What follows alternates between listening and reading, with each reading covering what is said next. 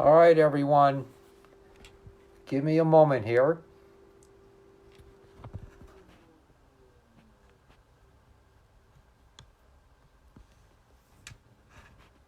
We're inviting some people.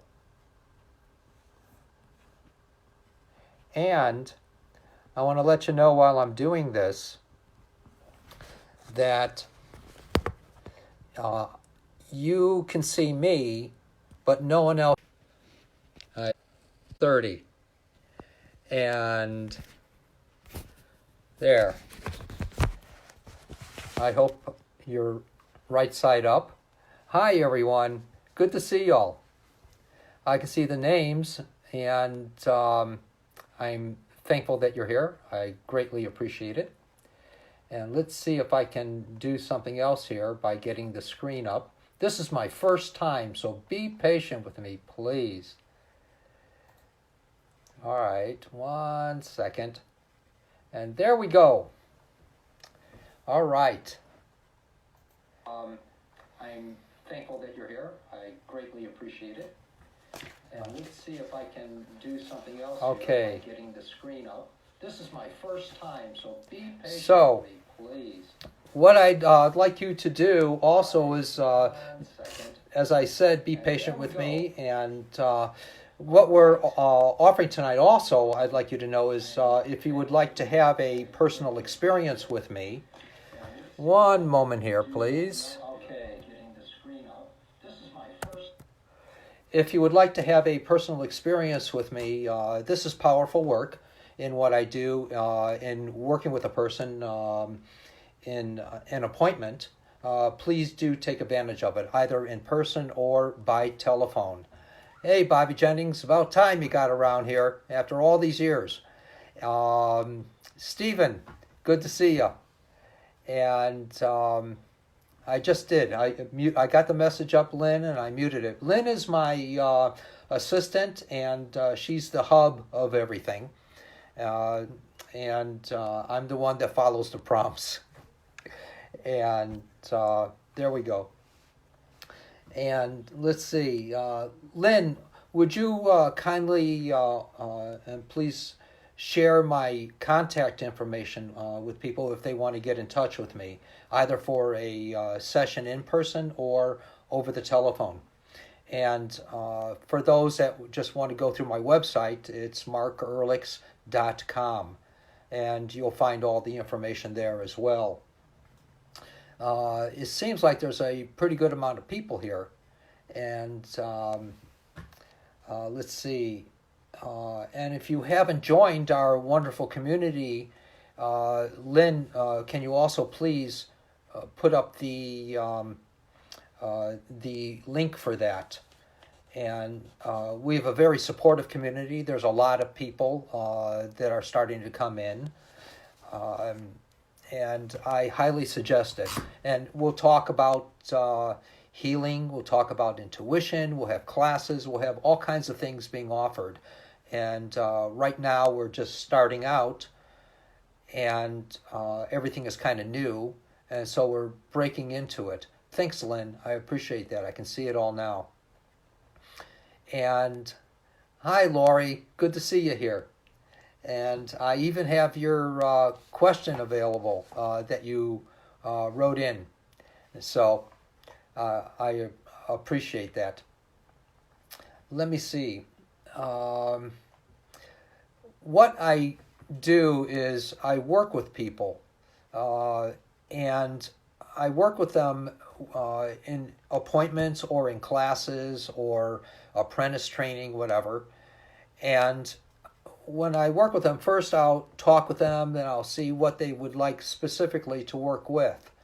And if someone is in really great pain or a direful situation, I'll immediately start that first before anything else. And then I'll work with the person as a whole person with the energies within them. And we all have the ability, and this is what I teach people, is that we have the ability within us, and it's available. So it's just that we're not always cognizant of it. And then I'll go to an area that they might be hurting in. And sometimes I'll perceive something or I'll see something in hearing or seeing. And I'll mention it to a person, and usually the person will say, "Oh my God, how did you know that?" Well, it's there in the memory that we have it within us. And that's generally from a childhood event or a little bit later in life.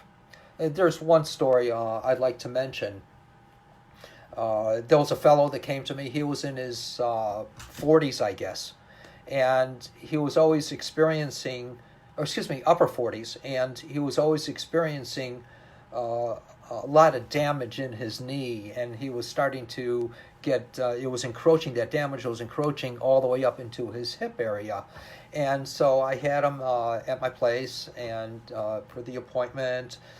And he was, my hands were on his knee.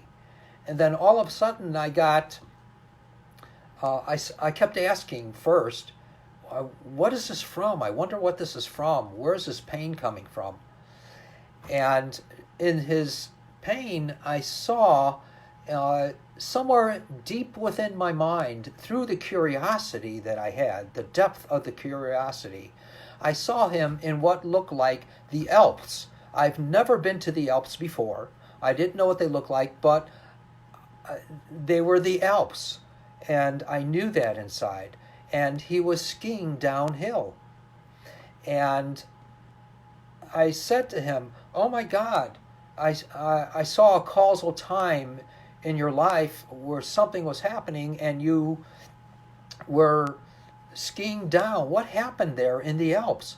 And he said, "Oh my God, I remember. That was years ago. I was in the Alps and I was just having a great time going downhill, and there was this elderly man that was in the middle of the trail, and I couldn't stop myself," he said. And he flipped over the fellow to avoid him, and he injured his knee. And I said, "This is the causal time of it." And he said, "That's right, it was. I didn't even remember that."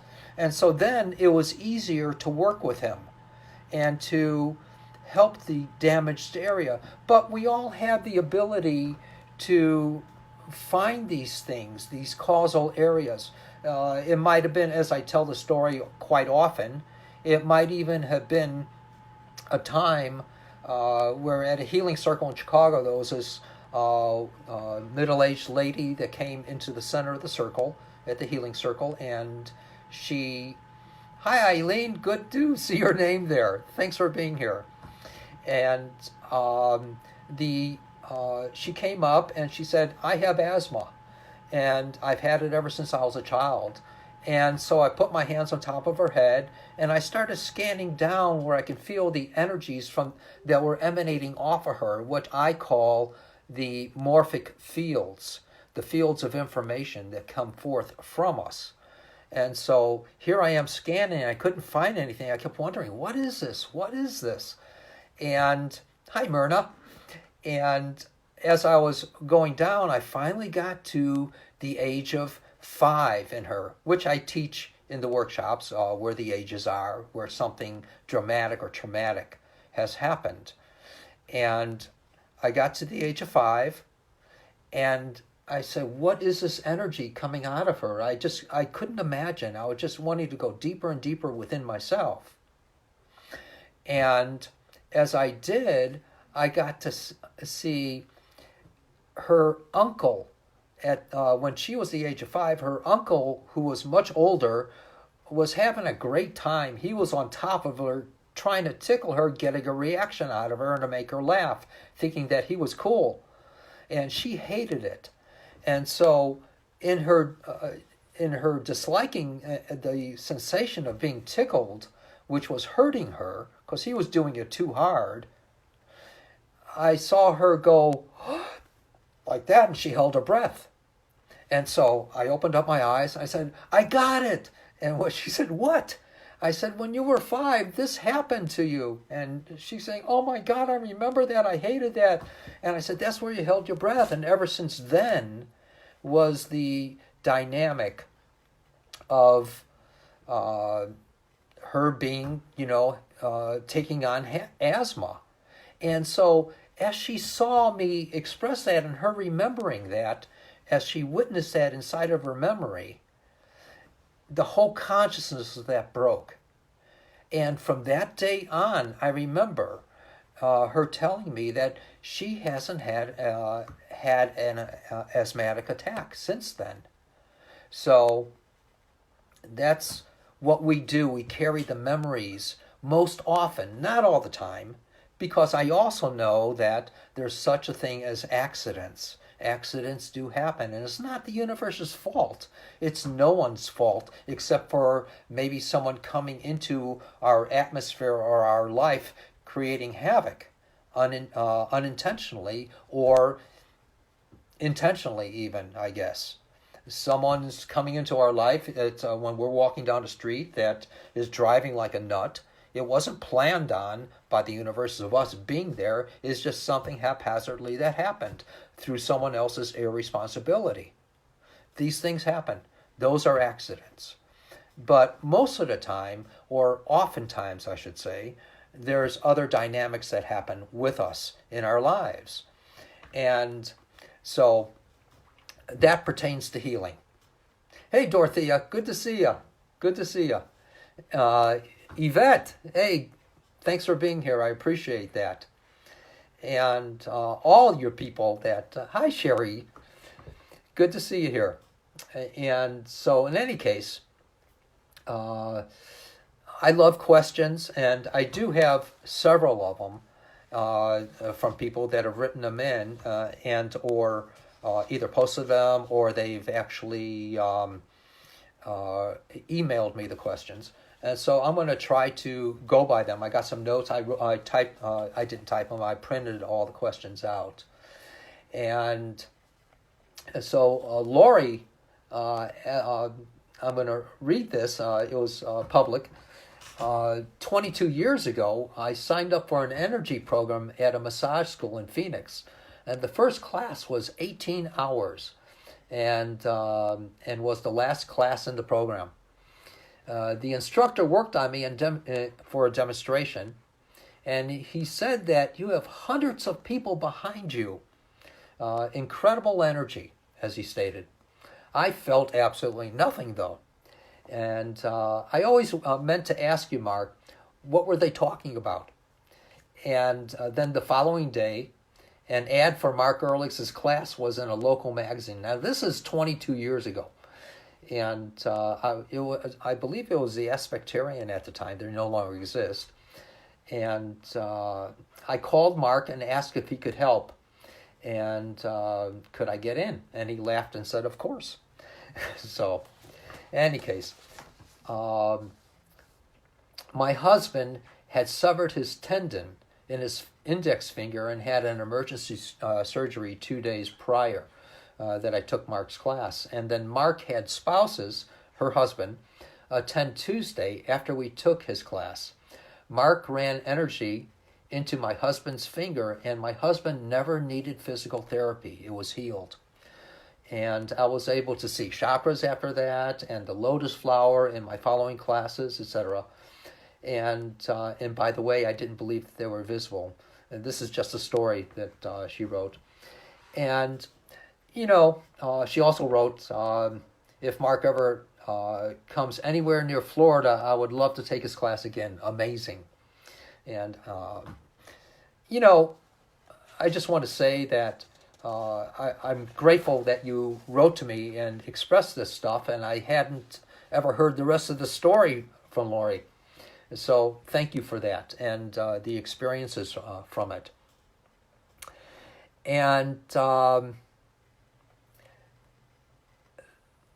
let's see, I was reading notes, I apologize. I'm brand new at this. I've never done this before. This is so exciting, and I'll break into it happening. And so there might have been, what the instructor was saying is that there might have been several angelics around you. And that's a possibility, and that happens quite often. And matter of fact, we have a menagerie of beings around us, always. and that's just the way it is. Um, Usually it's 1 all the way up to, it could be 50 or 60. And they're angelics, and there's other beings as well, sometimes a teacher or whatever. Who knows? And so that's the answer of what you asked about what the teacher had seen. And I'm grateful that you told me the rest of the story, though. It's nice to know that. I didn't realize or remember about your husband's finger. It was just so long ago. And I would love to do, addressing the last part of your question, I would love to do either a training or an apprentice training in Florida.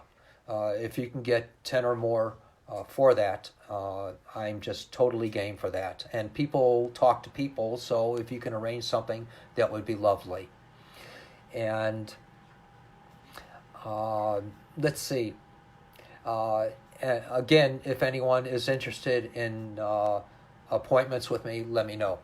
And Lisa, I don't know if I can address an emotional situation publicly.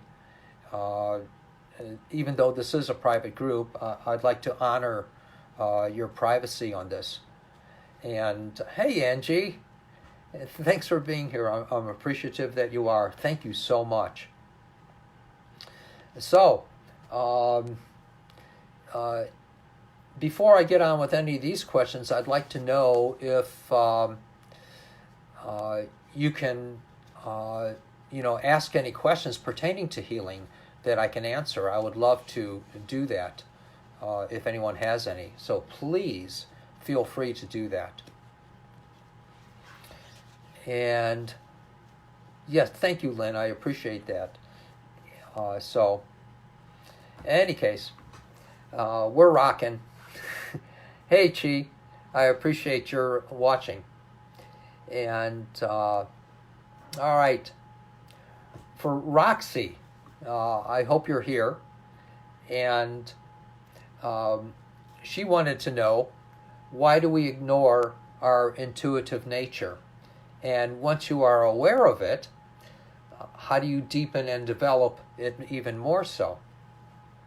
Well, it's good to hear from you, Roxy. And simply put, our nature, it's our nature to be here on Earth. And the true spirituality, I believe, is to blend both Earth and heaven together. And that's when we get to really experience a truer nature. And our minds are in continuous motion. They always have been, and they always will be. We're learning to develop them.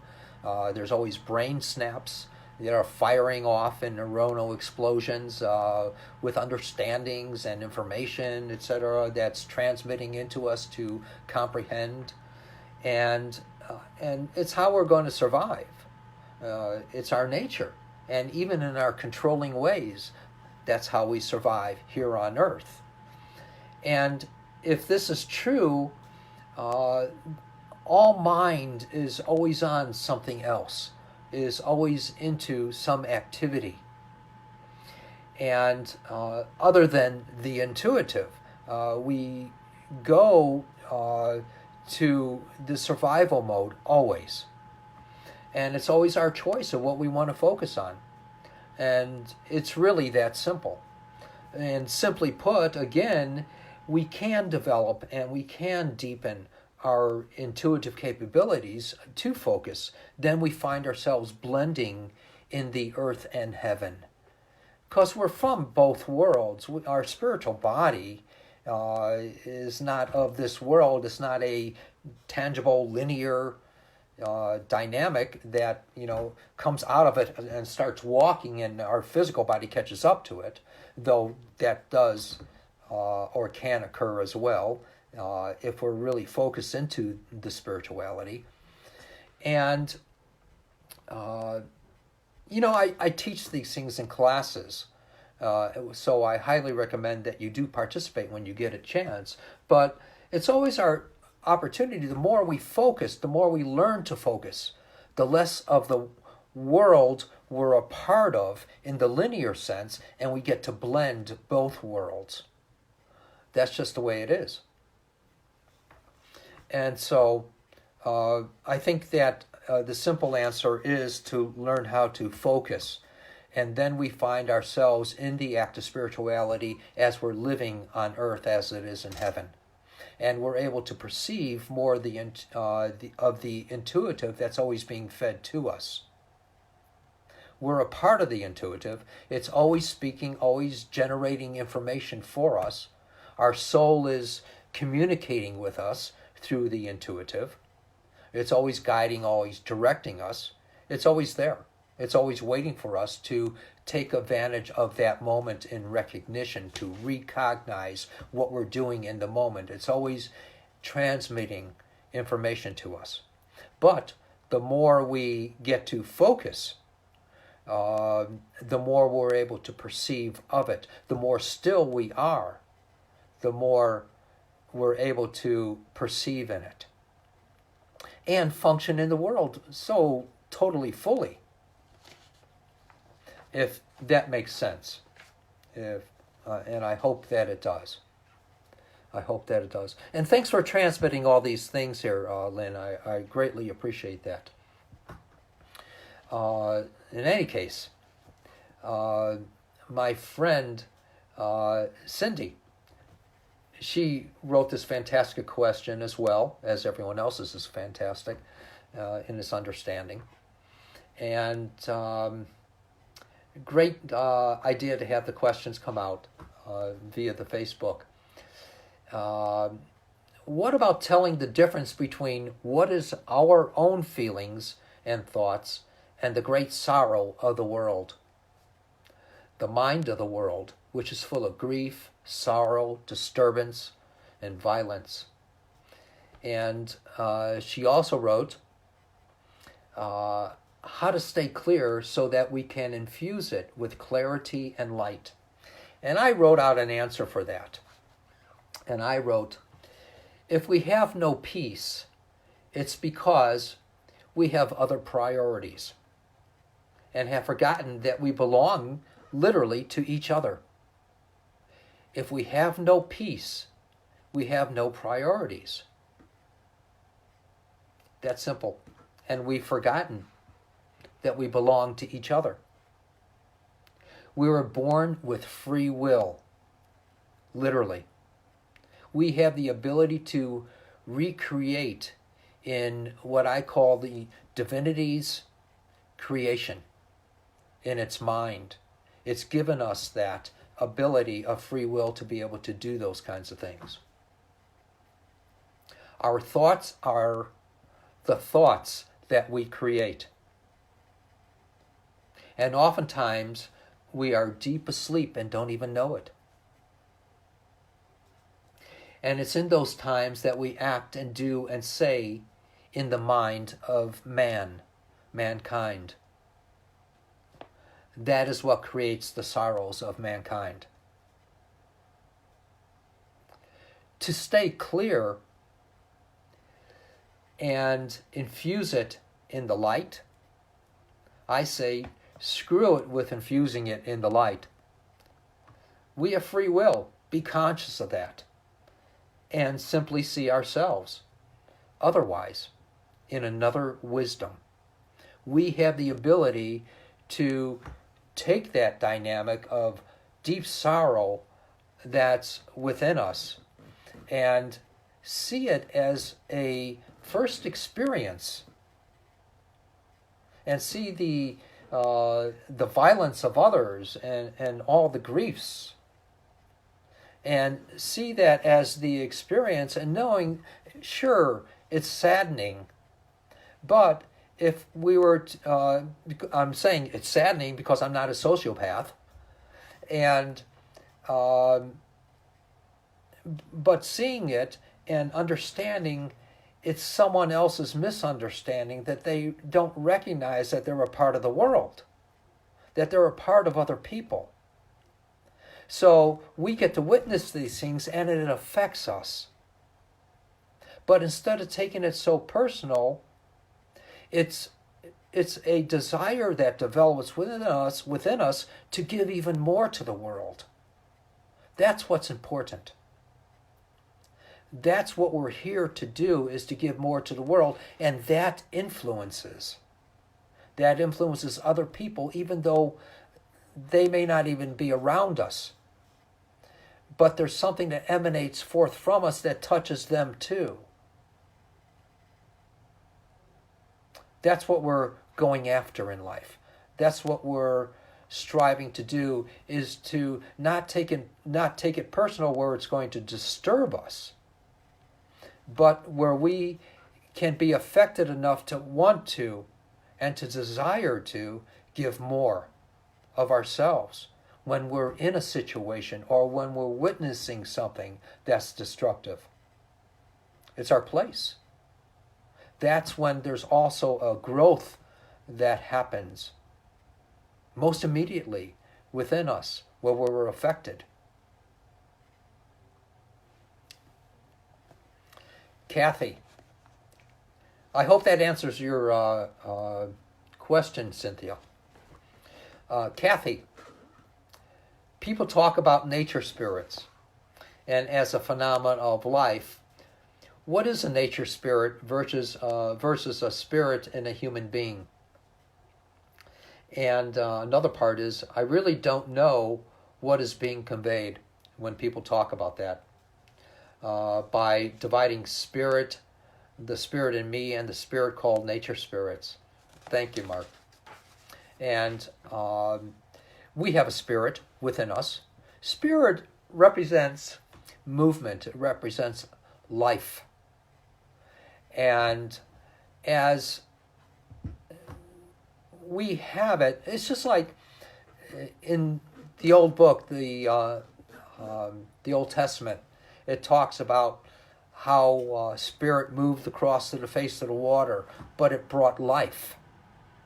Spirit moved across the face of the water and brought life. It carries something from within there. It carries the intent. Carries the intent.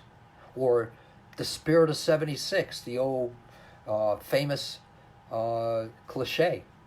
It carried a spirit to it, of the peoples, of the times. It carries something. That's what's important. And so, just like with the nature spirits, there's all kinds of spirits. One form is the nature spirit. And the nature spirits carry an intent. They only know what to do, what they do. They don't know otherwise, but they carry that spirit that of themselves.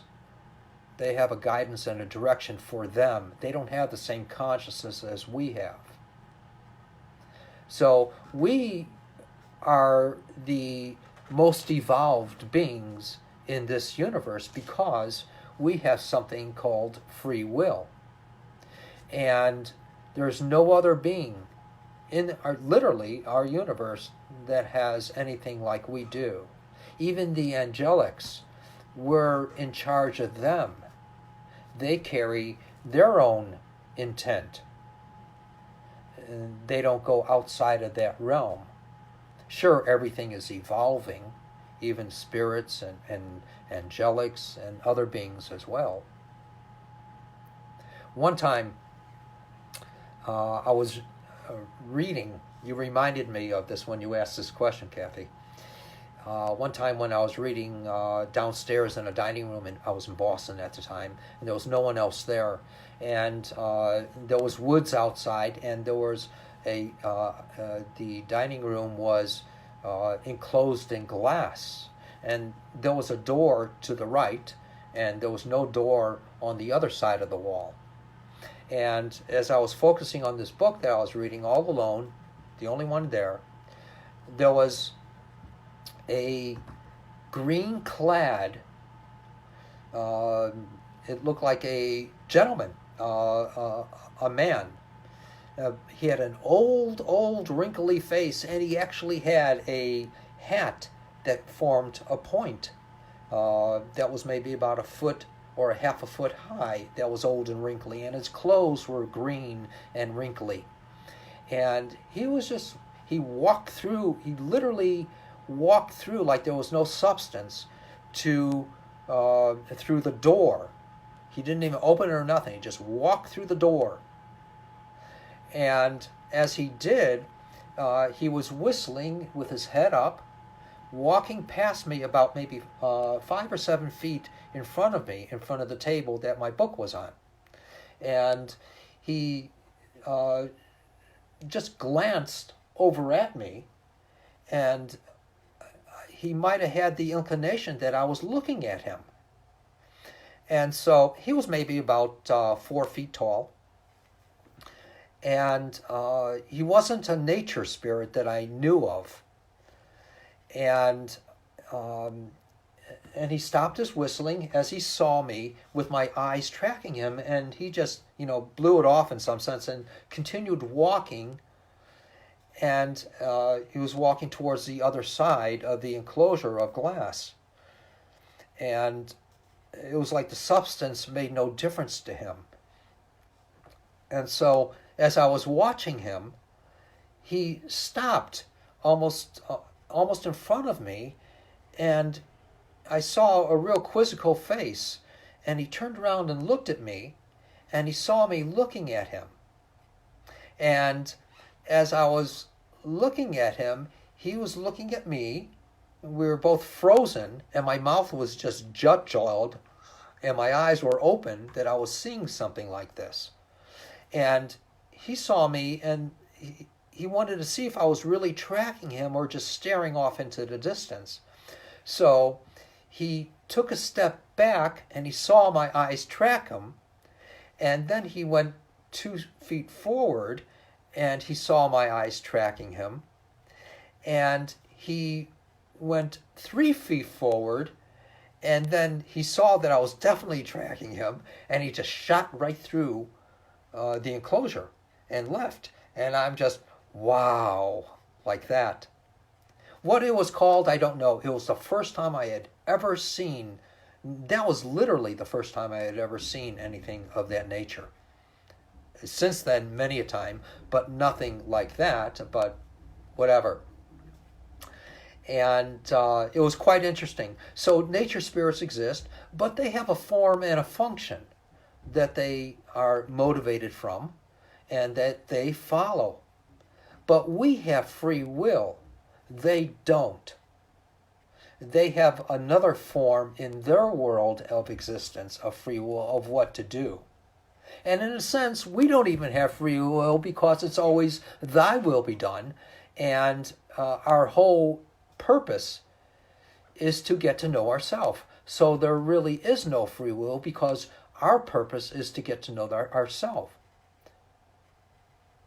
If that makes sense. So, and so that's the phenomena of nature spirits. I've seen many, many, many, many of them. And I hope that you got something out of that, Kathy. Everyone did. So in any case, hey Heather, how you doing? Good to see you. They have a different frequency and vibration that we do, and they have a different function that we do in their world. And to help complete existence. And even though they function in their world. And they might also, as they see, help us in our world if they see that we need help. They might fall into that realm as well. And so there's all kinds of heavenly creatures or creatures in other realms as well. Many, many, many. Even if they're from the histories from even before mankind existed on this planet.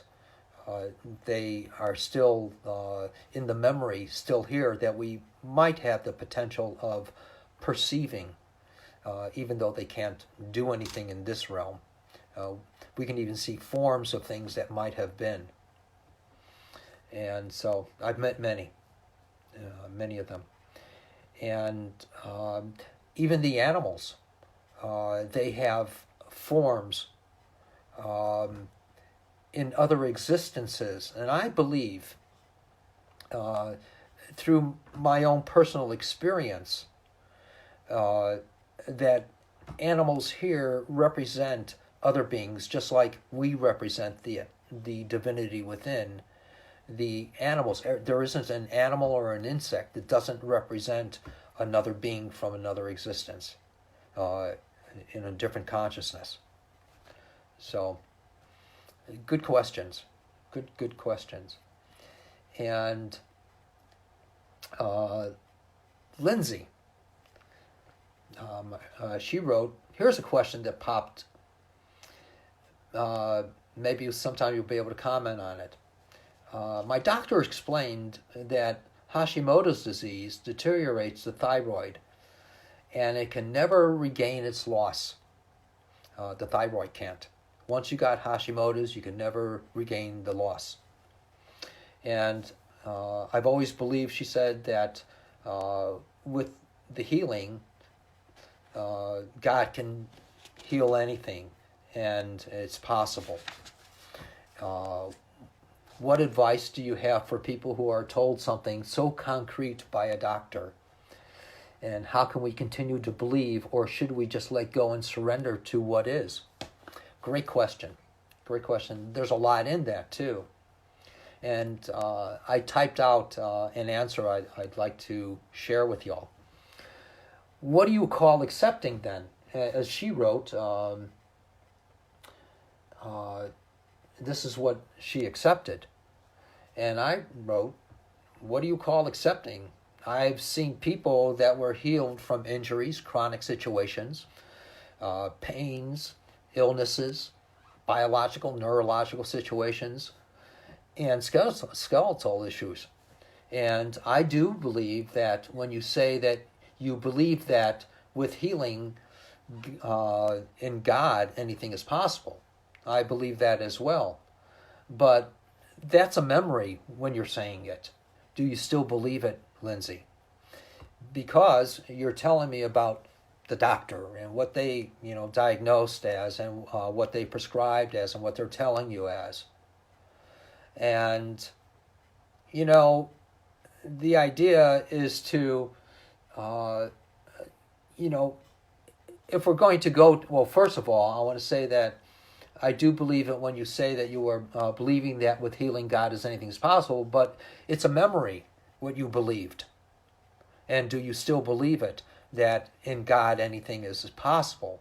I'm not saying to negate what the doctor is telling you, but we also have the ability to, if something is incorrect in us, we have the ability to watch it come out of that incorrectness or the dysfunction come out of us as a fume. And most often, it won't be affecting us anymore if we don't accept that into our life. I'm not saying deny anything that might be happening to you. I know that injuries happen. I know that disease happens in people, and it's a dysfunction. But we also have the ability to take that dysfunction and dissipate a large chunk of it or all of it. And then if we were to go to a doctor can, correct something. Doctors are good. Some doctors are good, I'll say. And I'm on record saying some doctors are good. If you can find an emotionally intelligent doctor, one that wants to do research with your situation, knowing that you're unique. Every person, every patient of his is unique, instead of following just protocol. And if you want to find someone who's intelligent, those are good doctors. And I know in my life's experience that there aren't some good doctors. So you want to find someone who's going to help you and take a look at you individually, and who knows about the body, who cares about the body, and that you are an individual. And maybe that's God's way of interceding in your life. And that's a very big possibility too. I know people also that have had diseases that have come to me as a spiritual healer, living in the love of God. And as they come to me, oh, I got this situation with me, and this is what I was diagnosed at. Can you help me? And those people have left from that moment on because they trusted. A deep, deep trust inside. And some people swear, they tell me that they don't have their disease. Or some people have even said that, oh my God, I still have my disease, but nothing's happening with it all these years now. All these years, the disease didn't progress and it didn't bother me anymore. It's been arrested. That's why. You no longer have to have the effects of it. I've known people that have had cancer, and they still had cancer after I worked with them, but they no longer had the effects of it from then on for years. That's quite amazing for me too, to witness that. And all I can say, hey, thanks, boss. And I say it from the depth of my heart. But the idea is letting go of it. On our part and their part, it's knowing that when you're putting your hands on a person, watching something happen that's going to affect that person's life, that's all that's important. That's all that's needed. That person is going to get that transmission. They might sense something fantastic happening within them. They might experience a life force flowing through them, or wind going through them in their muscles and joints and bones. They might experience the proverbial heat or electricity, or they might experience something of that nature. That's awesome. But that's our proof that God is alive and well within us, being transmitted forth from us. That's what matters. Then we don't have to worry about the ills of the world.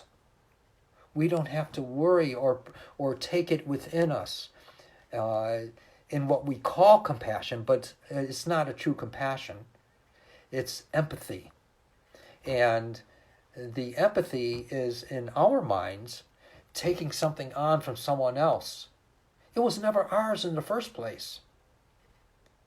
It was only a misconception. It was only a thought, only a memory within them.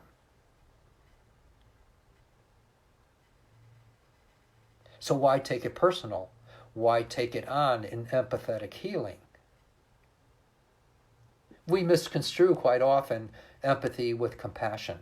The compassion is needed.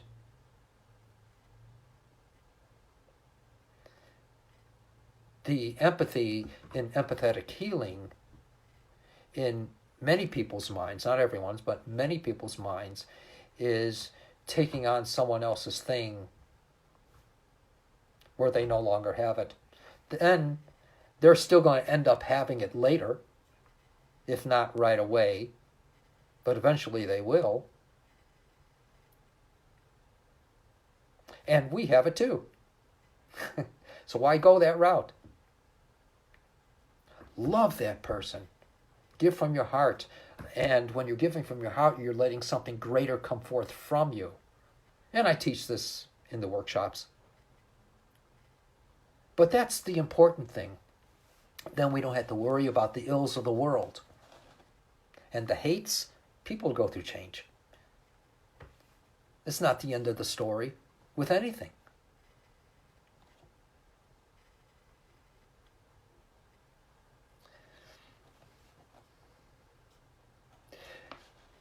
We have the ability to love a person, and if we truly love them, we're letting something greater come forth from us. Because when we're doing that, we're feeling the love of that divinity coming forth from us. That brings us into the true spiritual experience, in my understanding. Someone might have another way. I hope this makes sense. And it's what we worry about that matters. It's what we worry about that really, really matters. And when I say matters, that's what turns to matter, whether it be our worry or that love that's coming forth from us. The worry is our prayer as well. God's not a respecter of any one person. It's going to move through all of us or any of us, always. That divinity, the creator, the nameless one, whatever you want to call it, it doesn't care. We're the ones who name it. But the worry is also our prayer, so we're going to get that answered as well. And when we get the worry answered, that's basically the difficult way. The easy way is to not taking it personal.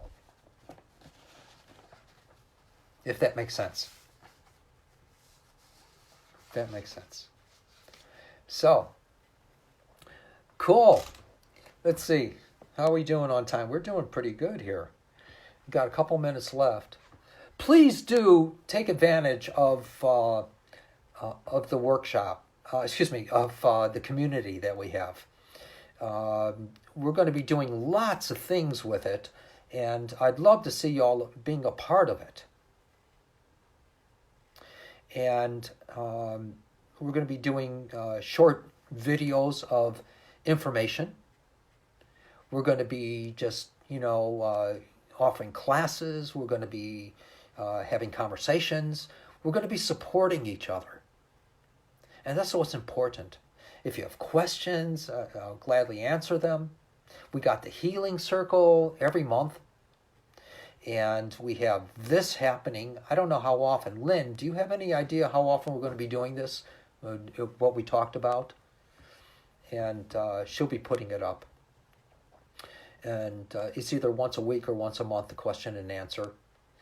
And I'd like to see it every week. That would be awesome. So, are there any other questions I can try, to answer? Please, if you have anything pertaining to healing. Oh, thank you, Myrna. I really appreciate that. And that was awesome for you to say that, Myrna. Thank you. And let me see here. I'm trying to find where I can get the comments and notifications of things. Yes, once a week, Lynn said. All right, good. Excellent. And let's see. I'm so grateful that everyone here showed up. It's wonderful. A very large group of people, which is pretty neat. Please, I get a delay on my screen compared to what y'all are writing. Tammy, please. You had a question? All right. Ooh, 29 comments. Oh my God. All right. I can't pull them all up, unfortunately. I can't pull any up. So, and it was great to see you, Tammy. I appreciate that. I'm grateful that you were here. Yes, please do put those together, Tammy. And this is my journey too. You're right. You're right. This is totally my journey. And hey, Lynn, got Pachelbel. Pachelbel's behind me up on the shelf. I don't know if you can see Pachelbel. That's my chicken. And I don't know if it's a girl or a guy chicken. It's probably androgynous. And so, all right. Anything else I can try to answer here? Please. anyone. We just please keep in mind that we have it within us. We have it all within us. And it's just waiting to be rediscovered. We've never lost anything. It's not possible. We only put it aside. We're born with it, and it's a part of us. Hey, Eileen. Good to see you here. Hey, Tammy. Got the duck there or the chicken? Whatever it is. It looks like a duck. All right. Okay. Well, if anyone is writing any other questions or anything, there's a several second delay and I can't see it at this time. And so I'm just trying to coin it and go along with everything right now. I don't know what else to talk about. I'm grateful that you're a part of my journey and that I'm a part of yours as well. And I'm totally honored. So I shall see you on the community. It was an attempt at a chicken, okay? It was a good attempt.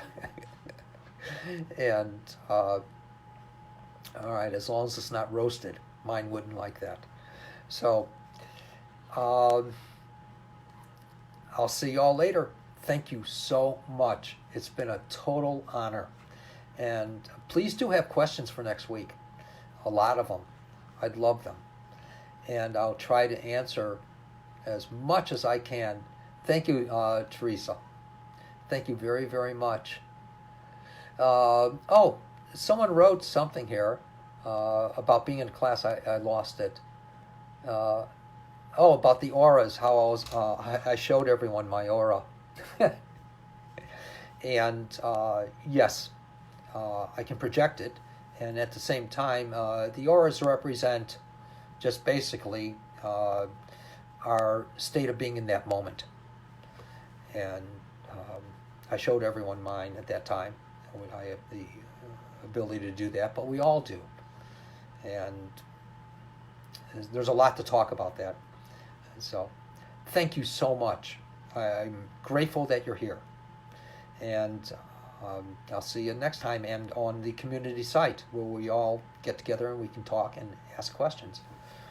Blessings to you all. I'm honored.